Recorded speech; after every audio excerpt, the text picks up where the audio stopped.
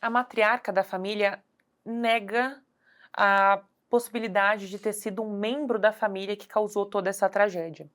Ela levantou a hipótese de uma pessoa, de um estranho ter entrado nessa casa de 2 cômodos, onde habitavam 11 pessoas. Eu queria entender como a perícia enxerga essa possibilidade.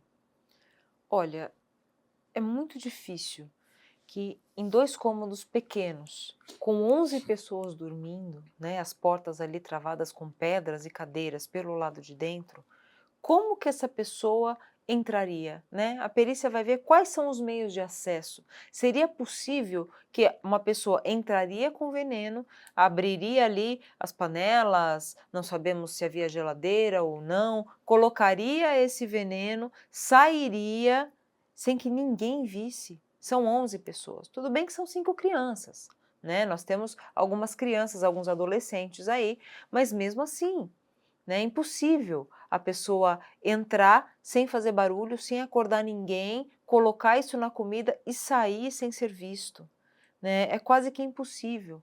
Não teria, até porque como que essa pessoa ia sair e depois fechar a porta por dentro, né, é muito complicado isso. É uma tese que está muito difícil de se provar tecnicamente. Então, quem colocou aquilo ali estava dentro da casa nesse momento. Não houve entrada, saída, a pessoa estava ali, né. Ela tinha acesso, ela sabia onde estava a comida, ela tinha, conhecimento de que essa comida seria ingerida no dia seguinte, no dia primeiro, né. Então fica muito difícil provar essa tese. E qual seria a motivação dessa outra pessoa? De exterminar uma família que não tinha posses, que não tinha, disputas de terras, de grandes disputas financeiras, né. Por que que alguém ia odiar uma família inteira ao ponto de exterminá-la?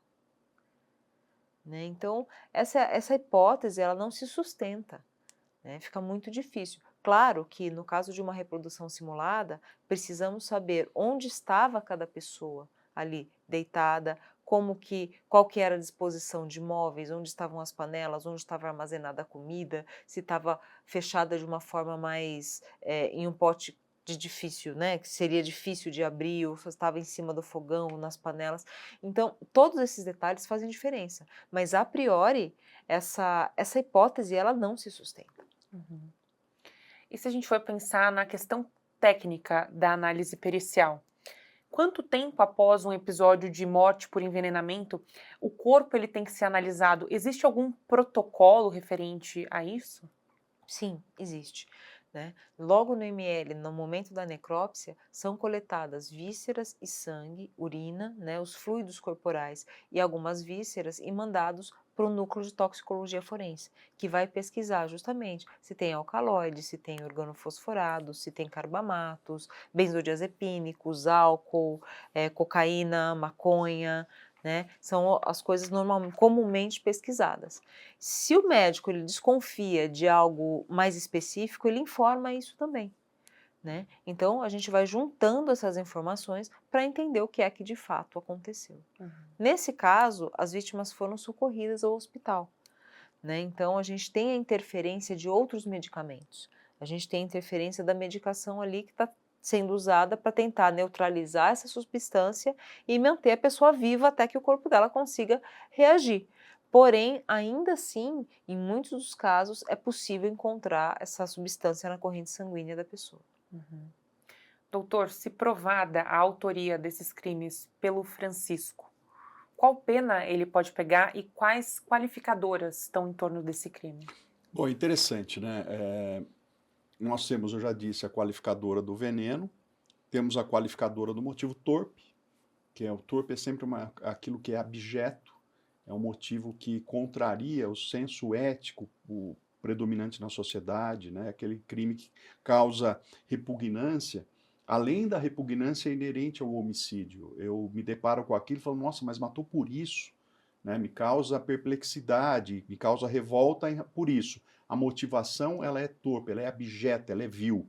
Nesse caso, nós temos a motivação contra a criança, né? Só pode ser a vontade de se livrar daquelas pessoas, né? A vontade de, provavelmente, alguém que se incomode, ter que conviver com aquelas pessoas. Isso é de uma torpeza brutal, porque ele pode seguir a vida dele, pode mudar, pode, enfim, ele opta por dizimar aquelas pessoas para ter mais tranquilidade, talvez em casa. Então, a torpeza está bem evidente.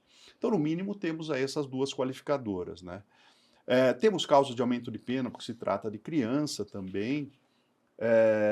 Enfim, tem aí uma gravidade extrema. Uma coisa interessante é discutir o seguinte: quando você tem vários crimes, nesse caso de homicídio, é saber que tipo de concurso ocorreu.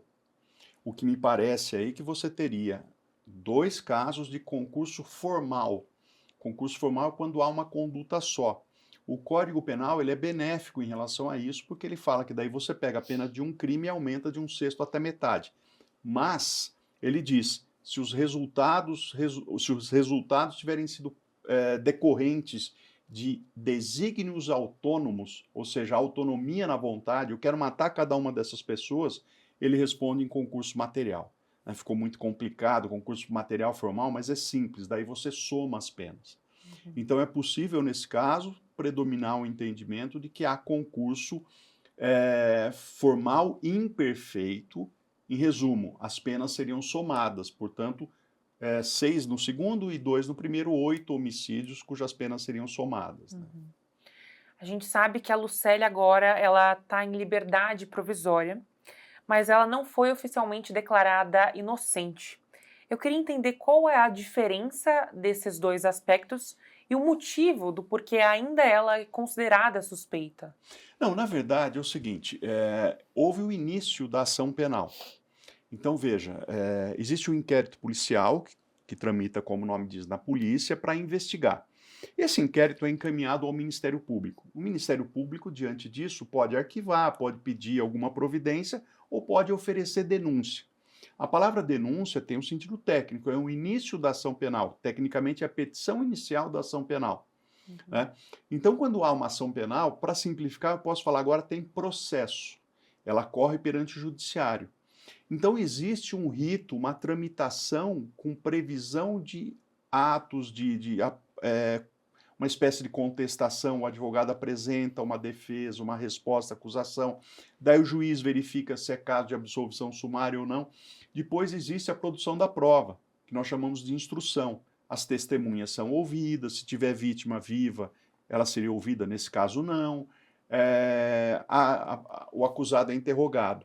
Na medida em que você tem essa tramitação, durante o curso do processo há um fato novo. Né, que foi o fato que levou à revogação da sua prisão preventiva. Mas o processo não se encerra nesse momento. Em tese, o juiz poderia, se for um elemento muito forte, absolver sumariamente naquele momento em razão de um fato novo. Mas o que é mais comum é que o processo tramite, tenha a produção da prova, os elementos novos são apurados e depois ela seja absolvida. Né? Entendi. E durante esse tempo, esses 5 meses que ela ficou presa, ela, em caminho da prisão, ela foi jurada de morte, ela apanhou, a casa dela foi incendiada enquanto ela estava na prisão. Eu queria entender de que forma o Estado ele deve responder a esses episódios. Esse é um tema interessante. Primeiro, é importante destacar, a gente sabe muito bem que nos presídios, a própria população carcerária não aceita crimes praticados contra crianças. Então, pelo que a gente conhece, essa mulher deve ter passado 5 meses de profunda violência, de muita violência, né? Sofrendo violência das colegas de cela, de penitenciária, enfim.